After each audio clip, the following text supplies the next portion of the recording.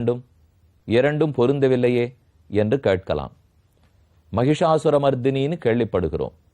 மகிஷாசுரனை முடித்து கொடுத்த தேவி. அப்ப மகிஷ வடிவத்தில் அசுரன் வந்தான், தீய சக்தி அழைத்தாள் தேவி. இதில் எந்த குற்றமும் இல்லை. மக்கள் நலன் பேண வேணுமானால் தீயவைகளை அழித்துத்தானே தீர வேண்டும். ஓர் மரம் அல்லது செடி நன்கு வளர வேண்டுமானால் பக்கத்தில் இருக்கும் களையை பிடுங்கி எரிந்தால்தான் முடியும். களையும் ஒரு செடிதானே, அது வளரட்டுமே என்று யாரும் கூறமாட்டார்கள். களை வளர்ந்தால் செடி தழைக்காது. பூச்சி பொட்டு பிடித்தால் மரம் செடி கொடி முளைக்காது. காற்றுக்கரு படித்தால் நெல் கதிரே வாங்காது. ஆகவே தீய சக்திகளை அழிக்க வேணும், நல்லதை ரட்சிக்க வேண்டும். அதனால்தான் இவ்வூர் எருமவெட்டி பாளையமாய் மகிஷாசுரமர்தனன் நடந்ததையே விளக்கிக் கொண்டு உள்ளது. இன்று நாம் மகாபாகியம் செய்திருக்கிறோம். ராமனை சேவிக்கப் போகிறோம். இங்கிருக்கும் ராமன் பேரழகோடு எழுந்துருளி இருக்கிறார். முதலில் ராமனை தரிசித்துக் கொள்வோம். அவருடைய திருமஞ்சனத்தை சற்று நேரம் சேவிப்போம். பின்னால் அடுத்த நாள் சந்திக்கும் போது அலங்காரம் செய்யப்பட்ட ராமனை சேவித்துக் கொள்ளுவோம். உற்சவர் 2.5 அடி உயரத்தில் அத்தியுதமாக எழுந்துருளி உள்ளார். சித்திர ரூபத்தில் படக்காட்சியாக உற்சவரை சேவித்துக் கொள்ளுவோம். பலவிடங்களில் ராமன் 5 அடி உயரத்தில் உள்ளார், 6 அடி உயரத்தில் உள்ளார்.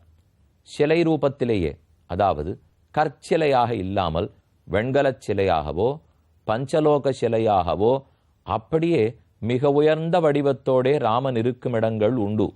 தில்லை வளாகம்ங்கிற இடம் கண்டிப்பாக ஒரு நாள் செல்வோம். அவ்விடத்தில் பார்த்தால் இவர் மூலவரா உற்சவரா என்கிற வித்தியாசமே தெரியாத அளவுக்கு இருப்பார்.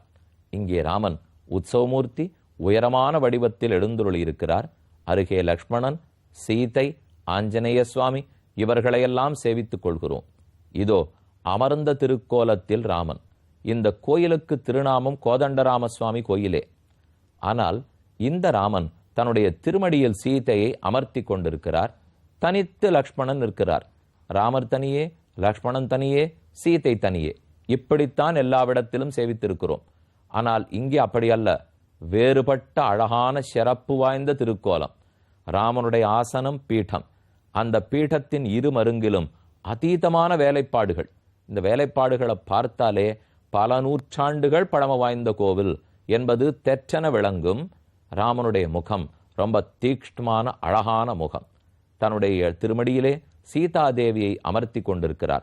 வலது திருக்கை அபயஹஸ்தம். ஆனால் நம்மை குறித்த அபயம் காட்டுமாறு அல்ல, சீதாதேவியை குறித்த அபயம் காட்டுமாறு பிடித்திருக்கிறார். கை விரல்களை சேவித்தால் உபதேச முத்திரையைப் போலும் தோற்றமளிக்கின்றன. நம்மாழ்வார் காஞ்சிபுரத்தில் எழுந்துருளி உள்ளார். அவருடைய திருக்கைகளை சேவித்தால் அது அவருக்கே உபதேசிக்குமா போலே இருக்கும். தனக்குத்தானே உயர்வர உயர்நலம் உடையவன் எவனவன், மயர்வர மதிநலம் அருளினன் எவனவன், அயர்வரும் அமரர்கள் அதிபதி எவனவன், துயரறி சுடரடி தொழுதழன் மனனே, என் மனனே எனக்கு தனக்கே உபதேசிக்குமா போலே உள்ளார். போல ராமன் தனக்கா உபதேசித்துக் கொள்ளுகிறார். ராமன் தனக்கு உபதேசிக்க வேண்டுமானால் என்ன உபதேசிக்கலாம்? எப்போதும் நாம் ஜீவகாருண்யத்தோடு இருக்கணும், எல்லாரையும் காப்பாற்ற வேண்டும், எப்போதும் எல்லாரும் நன்னா இருக்கணுங்கிற எண்ணத்தோட நாமே இருக்க வேண்டும். இதைத்தான் அவர் கூறிக்கொள்ளலாம். கூறிக்கொள்ள வேண்டிய தேவையில்லை. எப்போதும் ராமன் அப்படித்தான் இருக்கிறார். அப்ப அழகான திருக்கோலம். இதோ ராமனுக்கு திருமஞ்சன காட்சி. எவ்வளவு பால், எத்தனை தயிர், மஞ்சள் காப்பு, தேன், பஞ்சாமிருத்தம், சுத்தமான தீர்த்தம், இது அத்தனையினாலும் வரிசையாக திருமஞ்சனம் நடைபெறுகிறது. விக்கிரகத்துக்கு ஆராதிப்பது கர்மயோகத்தின் ஒரு பகுதியாகவே கண்ணன் கீதையில் சாதிக்கிறார். ஆகவே நாம் பெருமானுக்கு பூசித்தல், அவருக்கு திருமஞ்சனம் செய்தல், பூச்சூட்டுதல், சாத்துமுறை பாசுரம் சேவா காலம் செய்தல், வேதத்தை ஓதுதல், தூபம், தீபம், சந்தனம் ஆகியவற்றை கொண்டு உபச்சாரம் செய்தல், சத்திரம் சாமரம் விசிறி வீசுதல், அதே சமயத்தில் சாமரம் வீசுதல், இதெல்லாம் பெருமானுக்கு செய்யக்கூடிய உபச்சாரங்கள்.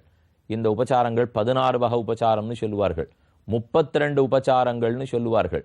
இந்த உபச்சாரங்களை செவனே செய்ய வேண்டும். ஏது மறந்தாலும் பிரசாதம் பண்ணி நைவேத்தியம் பண்ணுவதற்கு மறப்பதே கூடாது. ஆக பெருமானுக்கு அழகான திருமஞ்சனம் என்று அன்று ராம பட்டாபிஷேகத்துக்கு முன்னால் ராமன் திருமஞ்சனம் கண்டருளினான். ஷடைமுடியை களைந்தான், பொன்முடியை புனைந்தான். புனைந்தனன் மௌலி என்கிறார்கள் தமிழர்கள். மௌலி புனைந்தார், நந்தி கிராமத்தை விட்டு அயோத்தி பட்டணத்தை அடைந்தார். இதெல்லாம் அங்கே. அதே போல இங்கேயும் ராமன் வடக்கு நோக்கித்தான் எழுந்தருளியுள்ளார். வடக்கே இருக்கும் அயோத்தியாபுரி, அதை நோக்கியேதான் எருமவெட்டிப்பாளையத்தில் பெருமான் அமர்ந்த திருக்கோலத்தில் உள்ளார். இன்று ராமனை திருமஞ்சன திருக்கோலத்தில் சேவித்துக் கொண்டோம். இனி அடுத்த நாள் அலங்காரம் பண்ணின திருக்கோலத்தை சேவிக்கலாம். அதற்கு முன்பாக இப்போது 57வது சர்க்கம், அயோத்தியா காண்டத்தில் 57வது சர்க்கம். சுமந்திரன் கங்கக்கரையிலிருந்து தேர ஓட்டிக்கொண்டு அயோத்திக்கு திரும்புகிறார். சுமந்திர உபாவர்த்தனம். கதயித்வாது துக்கார்த்தா சுமந்திரேண சிரம்சக ராமே தட்சிணகூலஸ்தே ஜகாம ஸ்வகிருஹம் குஹ. குஹப்பெருமானும் சுமந்திரனும் நின்றார்கள். குஹன் ஓடத்தை ஓட்டிக்கொண்டு தெற்கு கரைக்கு கொண்டு போய் விட்டார். திரும்ப வடக்கு கரையை அடைந்து விடுகிறார்.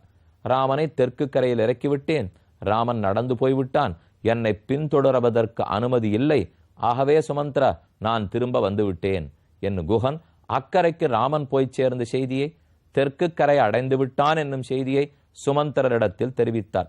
பரத்வாஜ அபிகமனம் பிரயாகேச்ச சபாஜனம் ஆகிரேர்கமனம் தேஷாம் தத்ரஸ்தைர் அபிலக்ஷிதம் அனுஜாத சுமந்திரோத யோஜயித்வா ஹயோத்தமான் அயோத்தியாமேவ நகரீம் பிரயயௌ காடதுர்மனாக. குஹன் மேலும் செய்தி திரட்டுகிறான்.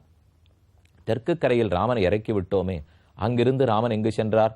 பிரயாகைக்கு போனார், பரத்வாஜரை கண்டார், அவர் வழிகாட்ட சித்திரகூடத்தை நோக்கி போக்கியிருக்கார். இதெல்லாம் ஆங்காங்கிருந்த மக்கள் மூலம் செய்தியை சேகரித்தான் குஹன். குஹன் சுமந்திரனிடத்தில் விண்ணப்பம் செய்தான். சுமந்திரனும் மனதுடைந்து போனார். 2 நாட்கள் காத்திருந்து பார்த்தோம், ராமன் குரல் கொடுப்பதாக இல்லை. ஆசையா எதிவா ராமஹா புனഃசப்தாபயேதிதி. சுமந்திரா வா, நம்மால் நடக்க முடியவில்லை, தேரை கொண்டு வா என்று ராமன் கூறுவான் எதிர்பார்த்தான் சுமந்திரன். ஆனால் அது நடக்காமல் போகவே மனதுடைந்து போய் தன் குதிரைகளை கட்டி கொண்டு தேரோடு ஊருக்கு திரும்புகிறான். ததா சாயான்ன சமயே தித்தீயே ஹனி சாரதி அயோத்தியாம் சமனுப்பிராப்பிய நிரானந்தாம் ததர்ஷா சசூன்யாமிவ நிஷப்தாம் திருஷ்டுவா பரமதுர்மனாக சுமந்திர சிந்தையாமாச சோக வேக சமாஹதா. திரும்ப ஊருக்குள் நுழையும் போதே சந்திரனை இழந்த ஆகாசத்தை போலே ஊரே நாடே சோபை இழந்திருந்தது. இவ்வளவு சோகத்தில் அந்த நாட்டை சுமந்திரன் கண்டதில்லை. மனத்தில் கனத்தோடே மெதுவே தேர ஓட்டி கொண்டு வருகிறான். இது சிந்தாபரஹ கச்சின்ன சகஜாசாஸ்வா சஜனா சஜனாதிபா ராம சந்தாப துக்கேன தக்தா சோகாக்னினா புரி. ஏற்கனவே இந்த நதிகள், இங்கிருக்கக்கூடிய வீடுகள், ஆங்காங்கிருக்கும் வீதிகள், எத்தனை குதிரை ஓடும், எத்தனை ஒட்டகங்கள், எத்தனை ஆனை, எத்தனை வியாபாரிகள் போய் வருவார்கள். இன்று அனைத்தும் களையிழந்து போயிருக்கிறதே. ஒருத்தர் கூட வீதிகளில் காணோமே. நல்ல வேளை இவருடைய குதிரை குளம்பொலி கேட்டவுடன் மக்களெல்லாம் எதிர்த்து ஓடி வந்தார்கள். சுமந்திரா அழைத்து வந்து விட்டாயா? ராமனை கூட்டி போனாயே, எப்படியாவது சமாதானப்படுத்தி ராமனை திரும்ப கொண்டு வந்தாயா? சீதை எங்கே?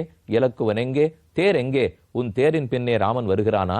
தனித்து வரச் சொல்லிவிட்டு நீ முன்னே வந்தாயா? எங்களுக்கு செய்தி சொல்லுவதற்காக வந்தாயா? ஒருவேளை பின்ன ராமன் வருவனோ?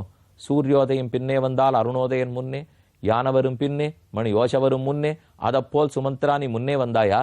என்ன பதில் கூறுவான் சுமந்திரன்? வாய் அடைத்து போய் ஒன்றுமில்லை, ராமன் காட்டுக்கு ஏகினான், நம்மை திரும்ப அனுப்பிவிட்டான். சுமந்திரம விதாவந்தா சதசோத சஹசிரசா குவராம இது பிரிச்சந்தா சூதம் அபியத்ரவான் நரஹ. குவராம எங்கே ராமன், எங்கே ராமன்? இலக்குவன் எங்கே? சீதை எங்கே என்று கேட்டு நூற்றுக்கணக்கானோர், ஆயிரக்கணக்கானோர் கேட்டார்கள். ஆனால் தழுதழுத்த குரலோடைய சுமந்திரன் பதில் கூறுகிறான். தேஷாம் சசம்ச கங்காயாம் அகம் ஆபிருச்ச ராகவம் அனுஜாதோ நிவிருத்தோஸ்மி தார்மிகேண மகாத்மனா. நான் கேட்டேன் மக்களே, கூட வருகிறேன், எப்படியாவது உன்னை திரும்ப கூட்டி போக வேண்டும் என்று ராமனிடத்தில் வேண்டினேன். ஆனால் ராமனோ நாட்டு மக்களோட சேர்ந்திருப்பதற்கு எனக்கு அனுமதி இல்லை, சுமந்திரா நீ நம்மோடு இருக்கக்கூடாது, திரும்ப போ என்று என்னை பின்தொடர மறுத்து விட்டான். ஆகவே நான் திரும்ப வேண்டியதாக போயிற்று. கிம் சமர்த்தம் ஜனஸ்யாஸ்ய கிம் பிரியம் கிம் சுகாவகம் இது ராமேண நகரம் பித்ரேவ பரிபாலிதம். நகரத்து மக்களெல்லாம் மிகவும் மயங்கி போய் இனி ராமனை மறந்திருக்க வேண்டியது தானா? மறக்க முடியாதே, அவரோ மறைந்து போய்விட்டாரே. இப்போவாவது நாளை வருவாள், நாளை மறுநாள் வருவார் என்று காற்றிருந்தோம்.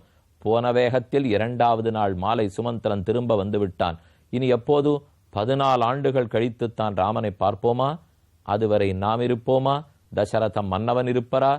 ஏதும் தெரியாமல் தவித்தார்கள். 7 கட்டு மாளிகையை வேகமாக கடந்தான் சுமந்திரன்.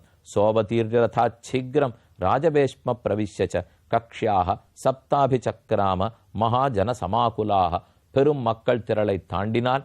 நீந்தி கடந்து வாயிலிலேயே தேரை நிறுத்திவிட்டு 7 கட்டுகளை வேகமாக கடந்தான். ததா தசரத ஸ்திரீணாம் பிராசாதேபியஸ்ததஸ்ததா ராமசோகாபிதப்தானாம் மந்தம் சுஷ்ராவ ஜல்பிதம் சஹராமேண நிர்யாதः வினாராமமிஹாகதः சூதः கிம் நாம கௌசல்யாம் குரோஷந்தீம் பிரதிவக்ஷதி. அப்போது தசரதன் 8வது கட்டில் இருந்த சுற்றி கௌசல்யை சுமித்திரை இருந்தார்கள். வந்திருக்கிறான் சுமந்திரன், உன் மகனிடத்திலிருந்து செய்தி கொண்டு வந்திருக்கிறான் என்று தசரதனிடத்தில் தாதியர் கூறினர்.